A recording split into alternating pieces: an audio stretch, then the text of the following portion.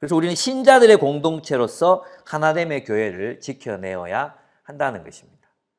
그리고 그러나 교회 안에는 이제 추구자들이 있을 수 있죠. 추구자들이 있을 수 있지만 정식 멤버십은 될 수 없다는 것을 항상 말해야 합니다. 그렇지 않으면 교회는 혼합주의에 빠질 수밖에 없습니다. 여러분 그 어거스틴이 알곡과 가라지 비유를 이제 해석을 했잖아요. 이제 어거스틴의 신학이 이랬어요. 그 원래 교회는 신자들의 공동체였어요. 그 회심의 변질이라는 책을 읽어보시면 한 사람이 그리스도인이 되는 데는 굉장히 오랜 시간이 걸렸습니다. 그래서 한 3년 정도, 보통 1년에서 2년 정도를 그 교사 있죠, 교사. 교회의 교리 교사가 이 사람을 교회 밖에서 만나서 복음을 가르쳤습니다. 복음을 가르치고 보여주고 이랬습니다. 그래서 그 교사의 모범을 보고 사람들이 마음을 열고 예수를 믿기로 했습니다. 근데도 예수를 믿는다고 해도 교회를 안 데리고 왔습니다. 왜냐하면 와서 보고 이제 고발을 한다든지 그러면 또 교회가 무너질 수 있잖아요. 그래서 이 사람에게 확실한 그 회심의 증거가 있을 때만 교회로 데리고 왔습니다. 그리고 교회로 데리고 와서 처음에 와서도 예배를 먼저 드리게 하지 않았습니다. 밖에서 충분히 성경을 연구하고 충분히 알았다고 생각됐을 때 예배에 참석할 자격을 줬습니다.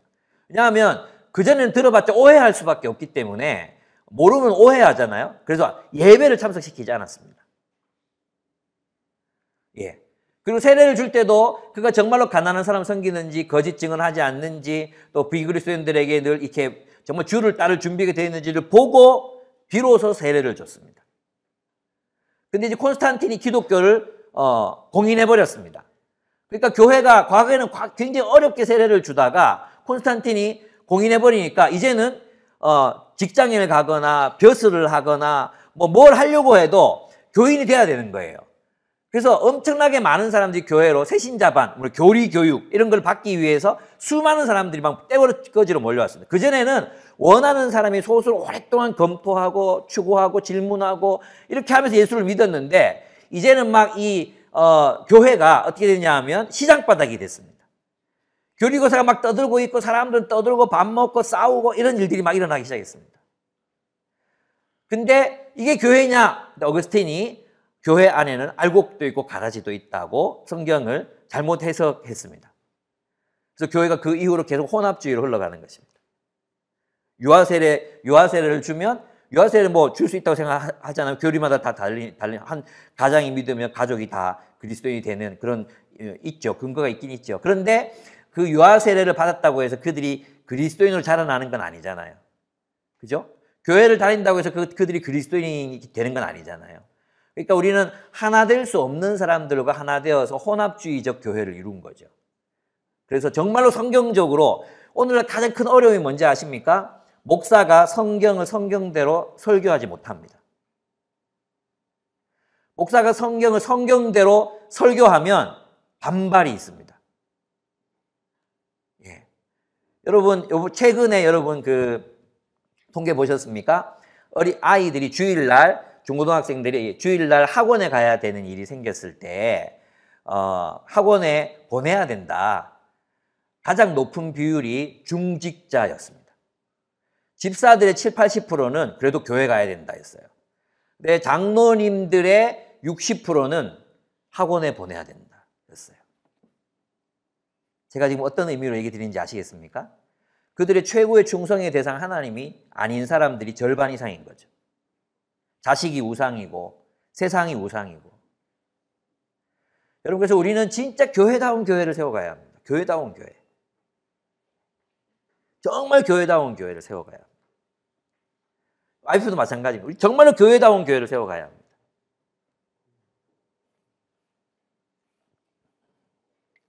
세 번째, 하나 되어 자라가라는 것입니다. 그냥 하나 되라 이게 끝나는 게 아니라 우리 하나 되면은 성품이 필요하고 그 다음에 하나됨의 근거가 필요하다 그랬죠. 근거, 7가지 근거. 그 다음에 하나 되어 자라가야 합니다.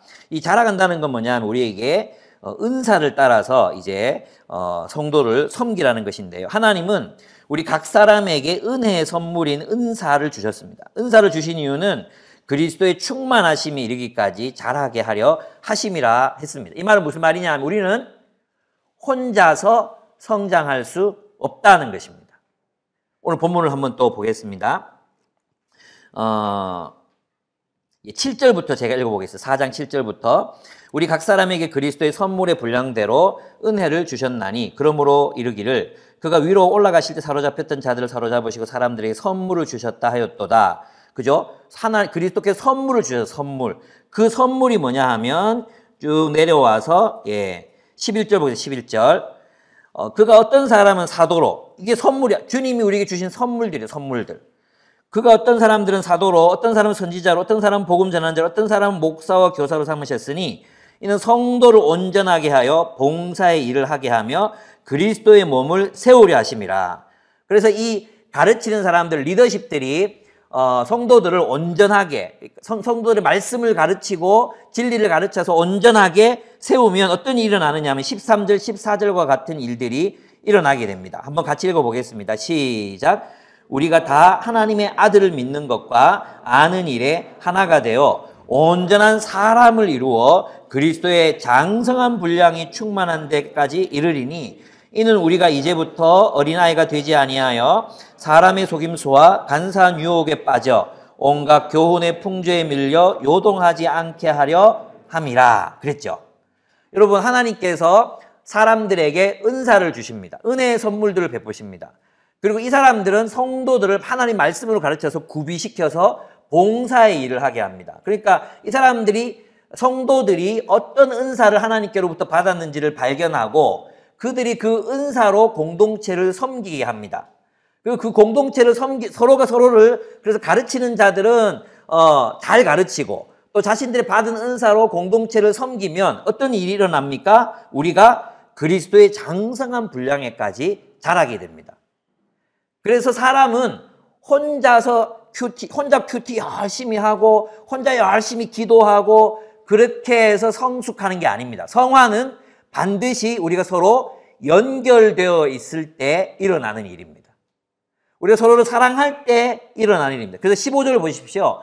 오직 사랑 안에서 참된 것을 하여. NLT는 오직 사랑 안에서 참된 말을 하여 이렇게 돼 있어요. 참된 말을 하여 범사의 그에게까지 자랄지라. 그는 머리니 곧 그리스도라. 16절 같이 읽어보겠습니다. 시작.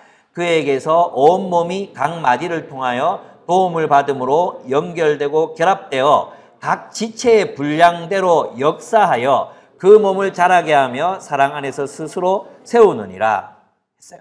이 역사한다는 말이 뭐냐면 일함으로 말이에요. 지체가 뭡니까? 우리 각자가 그리스도의 한 몸이란 거죠. 한 몸이에요. 그래서 각자가 자신의 역할들을 잘 감당할 때 어떻게 됩니까? 우리 모두가 그리스도의 장성한 분량에까지 이르게 된다는 것입니다. 그래서 우리 각자는 어떻게 자라게 되어 있습니까? 공동체와 함께 자라게 되어 있어요. 그래서 있잖아요. 늘 싸우는 공동체에서 자라난 성도들을 보면 늘 싸워요. 이 사람들을, 그래서 이분들이 이제 뭐 새로운 교회 하겠다고 또 나가서 교회를 하잖아요. 1년, 2년이 못 가서 또 깨집니다. 제가 말씀드린 건 뭐냐 하면 어떤 개인이든 그 공동체의 영적 수준을 넘어설 수 없다는 것입니다. 우리는 함께 자라게 되어 있습니다. 내가 누군가를 뜨겁게 사랑하고 내가 가진 그 은사로 누군가를 섬길 때 우리는 함께 성장하는 거예요. 생각해봐요, 여러분. 우리 온몸이 같이 자라야 되잖아요. 우리 아기가 있으면 온몸이 비율로 이렇게 같이 자라야 되잖아요. 근데 막 코만 계속 큰다고, 난 코야, 나만 클 거야, 이러면 코만 계속 큰다고. 얼마나 웃기겠습니까? 예? 눈만 계속 커진다고 생각해 보십시오. 오, 눈이 이렇게 끔찍하지 않습니까? 한쪽 귀만 계속 커진다고 생각해 보십시오. 새끼손가락만 길어진다고 생각해 보십시오. 그렇게 살아날 수 없습니다. 그죠? 여러분, 우리는 그리스도의 몸이라는 것은 주님께서 이 몸된 머리 대신 그분으로부터 하나님의 말씀을 사도들과 선지자들과 목사 곧 교사들이 가르치는 것입니다. 하나님 말씀을 가르치고 구비시킵니다. 구비시켰을 때 각 성도들이 이제는 자기를 위해 살지 않고 역동적으로 서로를 섬기게 될 때 이 몸이 함께 자라며 나도 자라는 것입니다. 인간은 애도 그렇잖아요. 우리 아이를 낳으면 애가 혼자 큽니까? 지 혼자 막 우유병 막 먹고 막 혼자 막 큽니까? 그죠? 한 아이가 크려면 한 마을이 필요하다는데 무슨 뜻인지 아시겠죠? 한 아이가 자라는데 한 공동체가 필요한 것입니다. 그래서 자녀 양육은 가족만 하는 게 아니라 온 교회가 같이 하는 거예요. 마찬가지예요. 우리는 이 공동체의 성숙과 함께 우리 개인의 성숙도 함께 이루어지는 것입니다. 그래서 그리스도의 장성한 분량에 이르게 되면 우리 어제 공부했잖아요. 어떤 일이 일어납니까? 하나님의 모든 충만한 것으로 충만히 이루어지는 거예요. 그래서 공동체의 성숙이 없이는 하나님의 그 놀라운 축복을 누릴 수 없는 것입니다. 그래서 이제 간사님들은 되게 불행한 거예요. 왜냐하면 여러분이 충분히 성숙할 때까지 4년으로는 부족해요. 그래서 여러분이 조금 무르익을 때 졸업을 하는 거예요. 그래서 우리 간사님들은 이제 얘들이 좀 된다 싶을 때 여러분을 보내야 돼요. 보내면서 슬퍼요. 이제 얘들이 나가면 이제 말로는 간사님 영원히 잊지 않을게요. 개뻥. 3년 4년 지나면 다 잊어버립니다. 예. 난 안 그런데, 그렇죠? 예. 너희들이 닭이 2번 울기 전에 3번. 나는 이 에베소서를 그래서 성경은요 이런 거죠. 이 성경 자체도 우리 이성으로 이해되는 게 아닙니다. 이성만으로 이해할 수 없습니다. 이건 있잖아요. 이 공동체를 교회를 경험해 본 사람이 이게 이거군 이렇게 알 수 있습니다. 그래서 자유주의자들이나 혹은 이제 교회에 헌신되지 않은 사람들이 성경을 봐도 제대로 이해할 수 없습니다. 절대. 이걸 살아본 사람들이 맞아요. 알 수 있습니다. 여러분 이 비밀을 아는 분들 계시죠? 여러분 표정 보니까 난 그걸 알지. 이런 표정들이 몇 명이 계십니다. 그래도 몇 명은 무슨 소리 하는데? 이런 사람들도 계십니다. 우리는 공동체와 함께 자라는 것입니다. 근데 어떨 때 자라는 거예요? 우리 각자가 자신들의 역할을 잘 감당할 때. 근데 거기서 핵심적인 역할을 하는 사람들이 누굽니까? 사도, 또 예언자. 예언자는 뭐냐면 사도는 이런 사람. 사도는 지금 오늘날 사도는 없어요. 사도. 그죠? 오늘날 사도는 없습니다. 사도들은 예수 그리스도를 직접 목격했던 증인들이었고, 그들은 무슨 일을 했느냐 하면 처음 교회를 세웠습니다. 처음 교회들을 세운 사람들이 사도들이었습니다. 그러나 오늘날 사도적 은사는 있습니다. 사도적 은사는 뭐냐 하면 공동체를 개척하고 세우는 것입니다. 이런 사람들이 선교사적이죠. 이 선교사 같은 그런 공동체를 개척하고 세울 수 있는 사람들이 사도적 은사를 받았다고 할 수 있습니다. 그럼 예언자는 누굽니까? 예언자는 누구냐 하면 하나님의 뜻을 그 시대와 그 시대 사람들에게 알리는 사람들이 예언자입니다. 예언자는 미래의 일을 말하는 사람이 아닙니다. 점쟁이가 아닙니다. 예언자들은 하나님의 뜻이 원래 이거야. 그죠? 아모스, 에스겔, 예레미야 다 보십시오. 하나님의 뜻은 이거야. 근데 너희가 그렇게 못 살고 있어. 이 시대에 너희는 이렇게 될 거야. 그 시대에 하나님의 뜻을 적용시켜서 말하는 사람이 예언자입니다. 그래서 어쩌면 이게 성경 강해, 설교자, 많은 설교자들이 가지고 있는 은사이고 또 그 설교자들이 은사라고 할 수 있습니다. 제 설교는 예언적입니다. 갑자기 이 무슨 느낌인지 모르겠는데 이 묘한 거부감은 뭐죠? 예. 복음 전도자 있죠. 복음 전하는 사람, 그죠? 이 복음을 잘 증거하는 사람들이 있습니다. 저는 또 이것도 가지고 있습니다. 예. 그 다음에 목사 교사인데 목사 곧 교사입니다. 이 카이라는 데 목사 즉 교사 이런 뜻입니다. 목사와 교사는 같은 것입니다. 예. 그래서 이런 사람들이 하는 일은 뭐냐 하면 성도들을 가르치는 것입니다. 우리 공동체에서 누가 합니까? 간사님들이 하시는 거죠. 간사님들이 말씀을 가르쳐야 됩니다. 그래서 간사님들의 직무는 하나님의 말씀을 여러분에게 가르치는 겁니다. 왜 IBF는 간사님들이 말씀을 가르쳐요? 예? 왜 말씀을 가르치세요? 말씀 가르치려고 뽑았습니다. 그러면 뭐 도고 가르치겠습니까? 간사님들 여러분에게 독일어를 가르치겠습니까? 예? 왜 IBF는 왜 모이면 자꾸 성경만 공부? 그럼 뭐 보캐블러리 뭐 이런 거 공부합니까? 우리 성경 공부해야죠. 성경 공부 시키라고 우리 뽑았는데, 예? 안 그렇습니까? 하나님 말씀. 이 사람들이 여러분을 잘 가르치는 거예요. 근데 뭘 가르치느냐? 여러분이 어떤 존재인지를 발견하게 하는 것입니다. 그게 은사입니다. 여러분, 그리스도께서 승리하시고 선물로 주신 거예요. 승리의 선물로 주신 게 사도, 목사 이랬죠. 이게 무슨 뜻이냐 하면 하나님이 이 세상을 이길 공동체, 이 세상을 대체할 공동체인 대안적 공동체인 교회의 머리가 되시기 위해서 통치하시기 위해서 올라가셨잖아요. 그러면 이 새로운 공동체가 세워지려면 지도자들이, 리더들이 필요하잖아. 그래서 하나님께서 사도, 목사, 교사, 예언자 이런 사람들을 선물로 보내주신 거예요. 보내주신 거예요.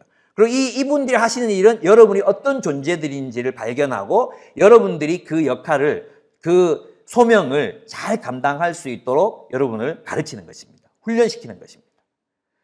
그래서 간사님들이 여러분이 하는 일은 뭐냐 하면 위로, 상담, 이거는 메인 업무가 아닙니다. 간사들의 메인 업무는 뭐냐? 여러분을 일시키는 겁니다.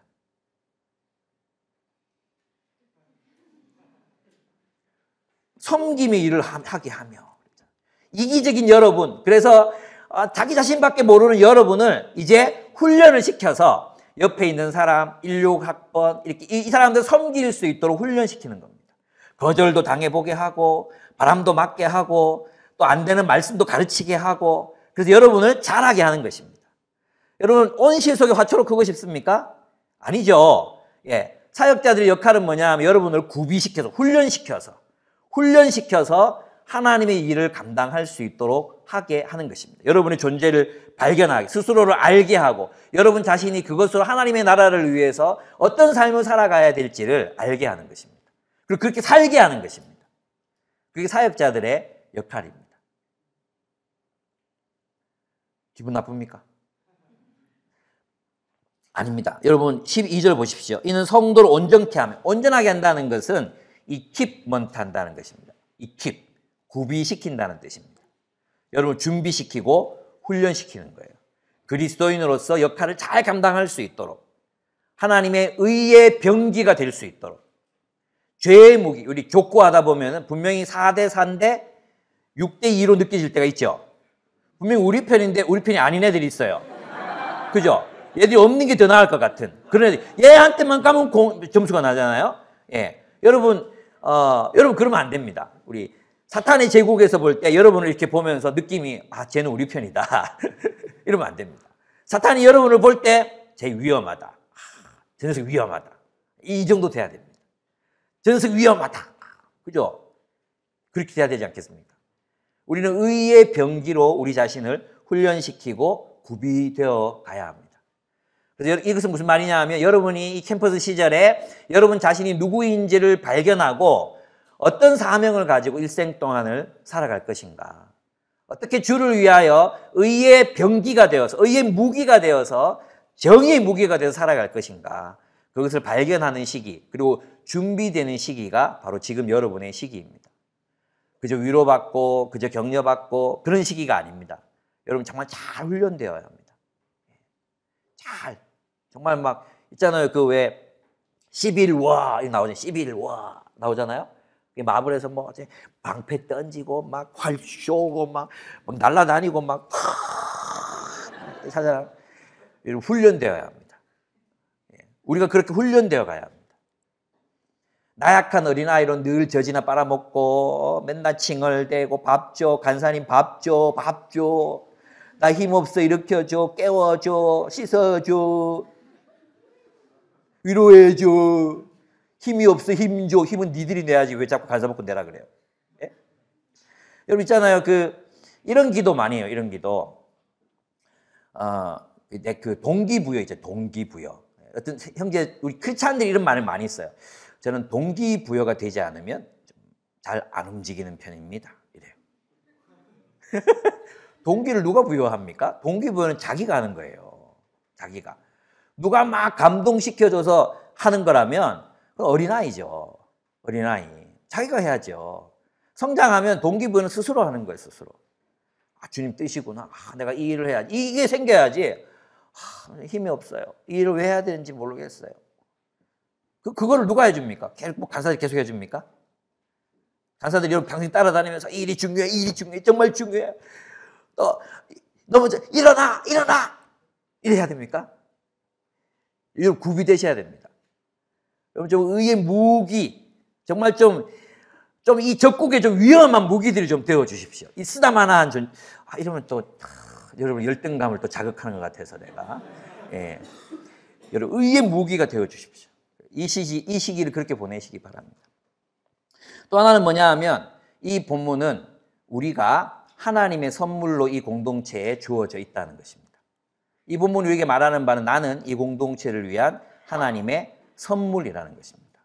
은사가 무엇입니까? 하나님이 은혜의 선물로 사도, 선지자, 복음 전하는 자, 목사와 교사를 주셨습니다. 그들이 하나님의 선물입니다. 여러분, 간사님들이 여러분의 선물이라고 여겨본 적 있습니까? 간사님, 내 인생의 선물이셨어요. 여러분, 생각해보면 여러분에게 삶의 목적과 방향과 의미를 가르쳐 준 사람이 이때 동안 누가 있었습니까? 이렇게 살아야 된다고, 그리고 정말 눈물로 의해서 기도해주고, 정말 간절히 호소하고, 때로는 싸우고, 그러면서 여러분 안에 있는 이기심을 깨고, 정말 주를 위해서 살아가라고 그렇게 간청하고 하는 사람이 누가 있었습니까? 없었잖아요. 여러분, 그 간사님들 정말 사랑하십니까? 오늘 여러분이 이제 마치고 와서 가면서, 간사님, 저의 영원한 선물이십니다. 스승의 날 곧 다가오죠? 곧 다가오리라, 스승의 날. 그 스승의 날에 여러분이 이건 또한 우리 서로가 서로에게 선물이라는 뜻입니다. 서로가 서로에게.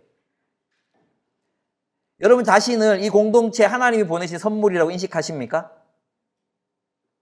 예. 저는 여러분을 위해서 하나님이 보내신 선물입니다. 이 여러분 인생 속에 하나님이 나를 여러분의 선물로 보내셨습니다. 여러분 옆에 있는 여러분 동력자들이 이 캠퍼스 4년 동안 또 평생이 될지 알 수 없지만 이 기간 동안 하나님이 보내신 선물입니다. 뭐 이런 게 선물이에요?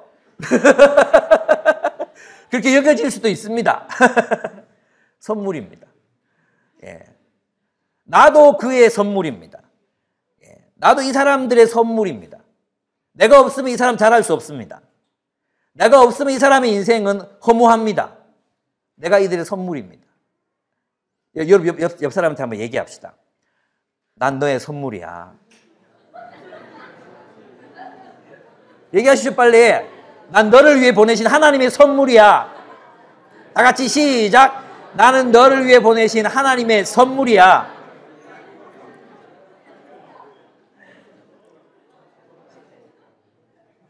그래서 여러분 좋은 선물이 되기를 기대하십시오. 난 좋은 선물이 돼야 되겠다 생각하십시오. 예. 옆 사람을 바라봅시다. 옆 사람. 넌 나를 위한 하나님의 선물이야. 선물 1회.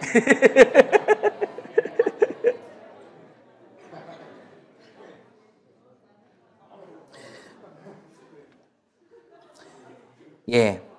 그래서 하나가 되어 자라기 위해서 이제 첫째 우리 공동체에 필요한 것은 11절을 보시면 어떤 사람 사도로 선지자, 복음 전하는 자, 목사 곧 교사로 삼으셨으니 했죠. 그래서 가르치는 사람들이 있어야 합니다. 가르치는 사람들. 그래서 우리는 이런 사람들을 누구를 통해 만납니까? 성경을 통해 만납니다. 성경. 그죠? 성경을 통해서 만나고 또 오늘날 설교자들을 통해서 만납니다. 교회사를 통해서도 만날 수 있습니다. 우린 PBS를 통해서 사도들에게 배웁니다. PBS. 사도들에게 우리는 배웁니다. 우리 고전들을 통해서 또 예언자들을 만납니다. 어거스틴, 칼빈, 루터, 존 스토트, 셰퍼, 러널 사이더 만납니다. 우리 책을 읽어야 됩니다. 또 변증가들을 통해 복음 전도자들을 만납니다. C.S. 루이스 감동적이지 않습니까? 영광의 무게. 예, 순전한 기독교. 와. 나니아 연대기. 으아! 만납니다. 마이클 그린, 팀 켈러, 앨리스터 맥그라스, 김유복 이런 사람들을 만납니다.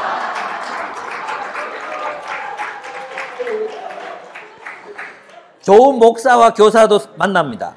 스펄전, 마틴 로이 존 스토트, 유진 피터슨 뭐 이런 사람들도 만납니다.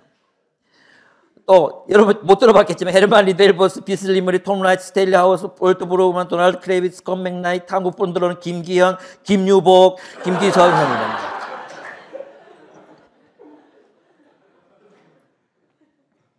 책 읽으셔야 됩니다. 그리고 여러분 주변에 있는 이 선물들을 만끽하십시오. 예. 여러분에게 하나님께서 주신 이 공동체에 내게 선물로 주신 이 사람들을 만끽하십시오. 대화 나누고 같이 차 마시고 같이 수다 떨고 같이 지는 노을을 바라보고 같은 하늘을 아래를 걷고 같은 꽃향기를 맡고 함께 말씀을 나누고 토론하고 밤을 지새우고 함께 기도하고 이게 얼마나 놀라운 축복인지 아십니까? 이게 얼마나 놀라운 축복인지 아십니까? 여러분 정말 복받은 사람들입니다. 이걸 누가 경험하겠습니까? 여러분 인생에서 이런 놀라운 축복은 여러분 정말 인생의 황금기를 지나가고 계신 중입니다. 여러분에게 주어진 이 현재라는 선물, 이 공동체라는 선물을 누리십시오. 아무나 누릴 수 있는 게 아닙니다. 정말입니다, 여러분. 여러분 이런 사람들을 세상 어디에서도 이제 다시는 못 만납니다. 그래서 여러분 이걸 정말로 이 시간 이 사람들 소중하게 여기고 선물로 여기고 이 사람들과 함께 누리십시오. 만끽하십시오. 그래서 대학 졸업할 때 대학 4년 이렇게 돌아보면 참 행복했다. 힘들고 어렵고 고달팠지만 참 좋았다. 나 많이 자랐네. 그러셨으면 좋겠습니다. 여러분 세상이 대학에 대해서 가르치는 대학은 직장을 위한 준비를 하는 곳이야 라고 가르치는 그 거짓말에 속지 마십시오. 하나님께서 의도하신 대학은 여러분이 인생의 의미를 발견하고 또 삶 가운데 하나님께서 베풀어 두신 놀라운 보석 같은 기쁨들을 발견하는 눈을 기르는 곳, 인생의 평생 동안 함께 우정을 나눌 우정과 친구들을 만드는 곳, 그리고 여러분이 삶을 행복하게 살아갈 수 있도록 사랑의 존재로 성숙되어 가는 것, 그것이 대학의 목적입니다, 여러분. 취업은 기업이 만들어 놓은 우상입니다. 대학의 기능은 취업이 아니라 공부입니다. 진리를 발견하고 진리를 알아가고 함께 생도들과 토론하고 이야기하고 여러분 제대로 된 대학생을 하고 계신 겁니다. 네, 이들의 사역으로 장성한 그리스도인과 교회는 어린이 상태에 머물지 않습니다. 그럼 어떻게 되는지 아십니까? 본문에 보면 14절 보십시오. 이는 우리가 이제부터 어린아이가 되지 아니하여 사람의 속임수 간사한 유혹에 빠져 온갖 교훈의 풍조에 밀려 요동하지 않게 하려 합니다. 예, 그리스도인들이 대학을 졸업하고 나면 또 여러분 지금도 많이 흔들리죠. 요동하죠. 예. 여러분이 우리 공동체가 정말로 그리스도의 충만한 공동체로 자라나면 우리는 요동하지 않게 됩니다. 확신을 가질 수 있습니다. 이게 맞아. 정말 이게 진리야. 그리고 진리일 뿐만 아니라 이 공동체야말로 이 나라, 이 하나님의 나라야말로 정말 세상에 대한 대안이야.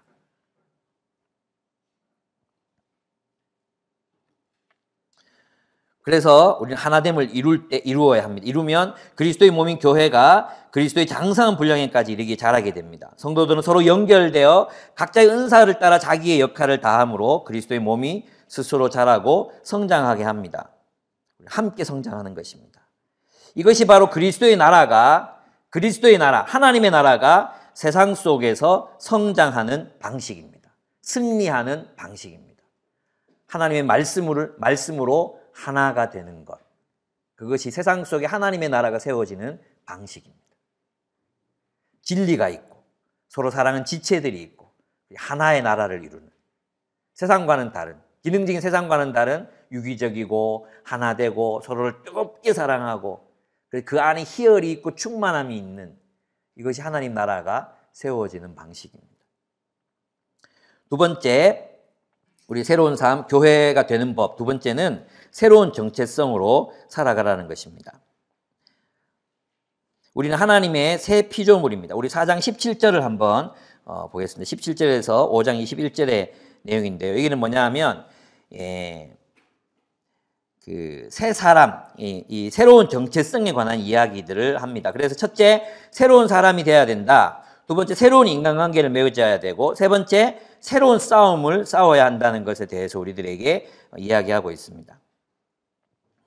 여러분, 우리가 속한 우리는 우리가 속한 세계에 의해서 교육을 받고 양육을 받아서 형성되어 갑니다. 그래서 우리는 우리가 속한 세계와 하나입니다. 우리가 소속되어서 살아가는 그 세계, 세상과 하나가 됩니다.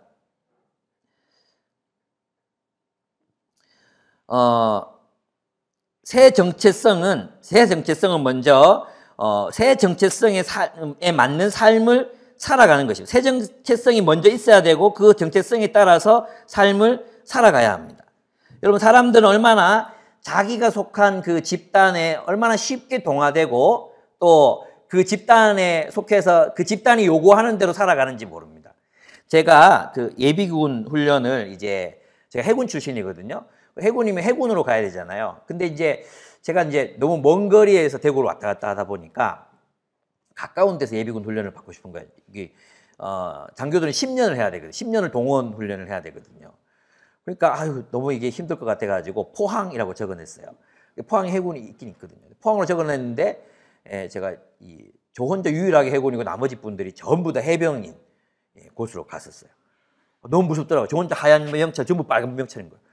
막 쫄아가지고 막 있었는데, 그래서 그게 너무 힘들어가지고 한 3년쯤 하다가 그때 마침 전도봉 장군이라고 해병대 아주 정말 막 유명한 장군이 계세요.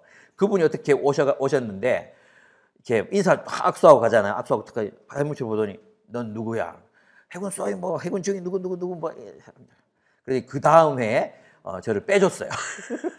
저를 거기서 빼가지고 어디로 갔는데 예비군 훈련을 받는데 이제 막 예비군 훈련 받으면 사람들이 막 고스톱을 밤새도록 고스톱을 치는 거예요.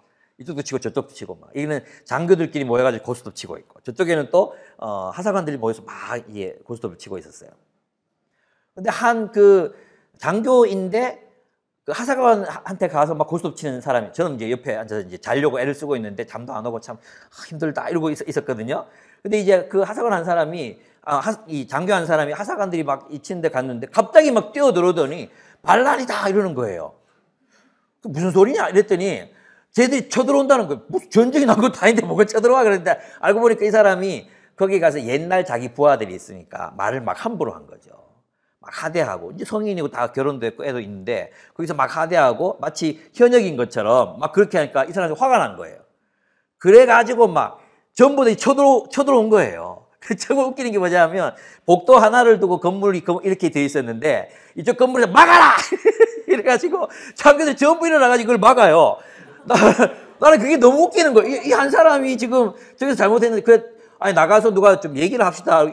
아니 이거 하극상이 봐줄 수가 없다 이러면서 있잖아요. 막아라 이러더니 막 단티 막 차고 옷 막 갈아입고 이래가 패싸움이 막 벌어진 거예요.